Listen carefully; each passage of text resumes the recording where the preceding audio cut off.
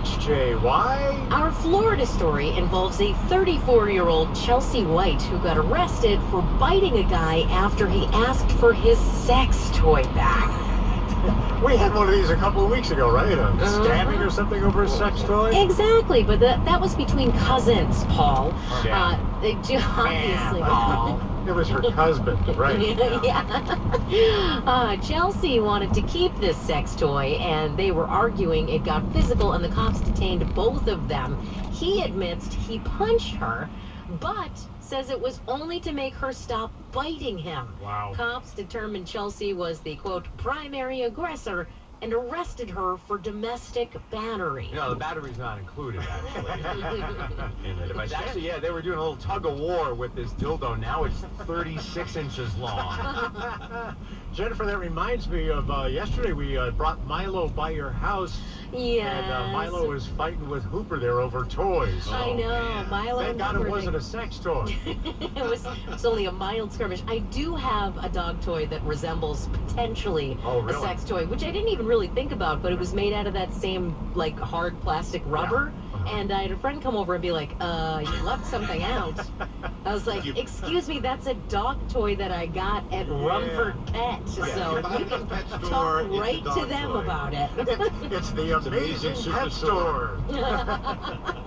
I smell a bit coming on. Yeah, I believe that's a Rumford Pet.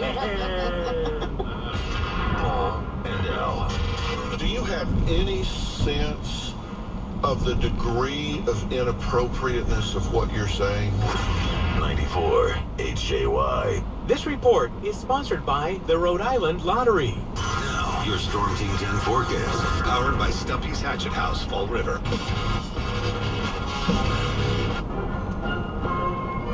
To fund the fight against Rollins' use of her person. I just wanted to, If I put it quite plainly, colors, and most of that's just like sprayed on it, right? Yeah, the spray. So couldn't you Did you drive here with your...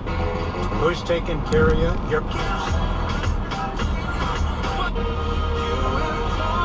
Usar en Dios el tema de hoy.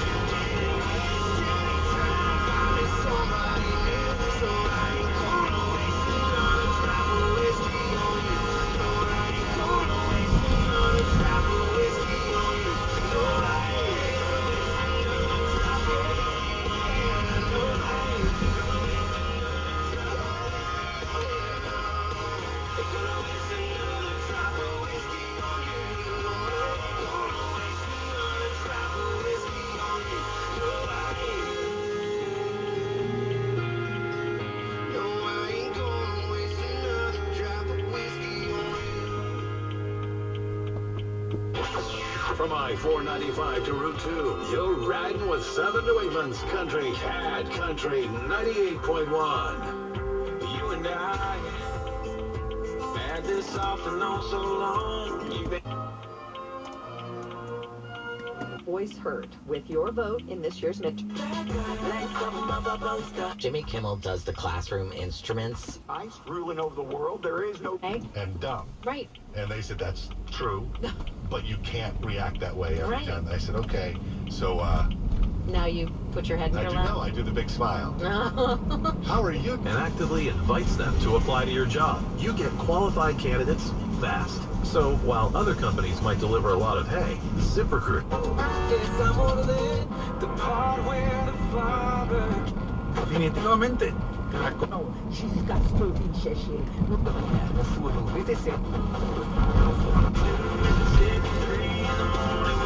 Without surgery, without drugs, without steroids, without downtime.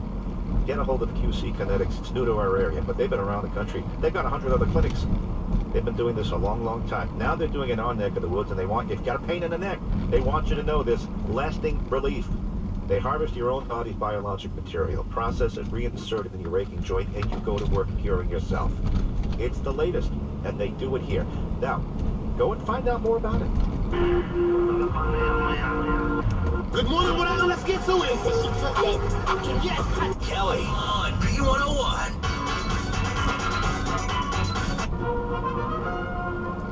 Until 7 a.m. local time on election day. And by the way, there's the same restriction in Wisconsin, another swing state. You know, a lot of people don't know about or don't pay attention to this processing work. It's often called pre-canvassing. And it can include, checking voter signatures on the return envelope for the ballot, opening the envelopes, taking the ballots out of the envelopes, flattening the ballots, and then stacking the ballots so they're ready for scanning.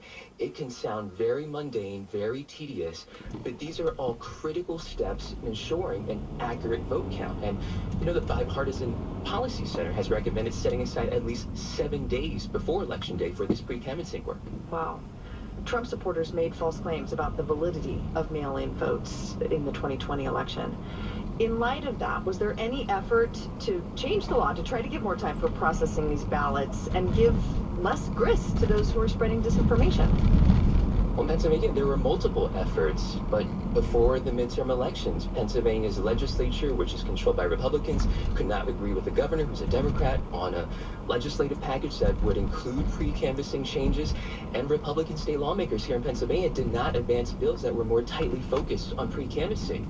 But, I should note there is a swing state with similar challenges that recently did make some changes to pre-canvassing. There's a law that passed last month in Michigan that allows communities there with at least 10,000 residents to start pre-canvassing 2 days before Election Day, but it came too late for some local election officials who had already finalized their plans for the midterm. So really, who knows how long it will take to get results. Meanwhile, Republicans are already saying that some mail-in ballots in Pennsylvania should be thrown out. Explain what's going on. Well, there are thousands of mail ballots that arrived on time in Pennsylvania but may end up getting rejected from final vote counts. The reason is because the envelopes they're in, they don't have dates handwritten by voters, or they have incorrect dates. And the thing is, these handwritten dates are required by Pennsylvania state law, but there is a federal lawsuit over whether that date is enough to disqualify a person's vote. So we'll have to see what happens. NPR's Hanzilo Wong reporting from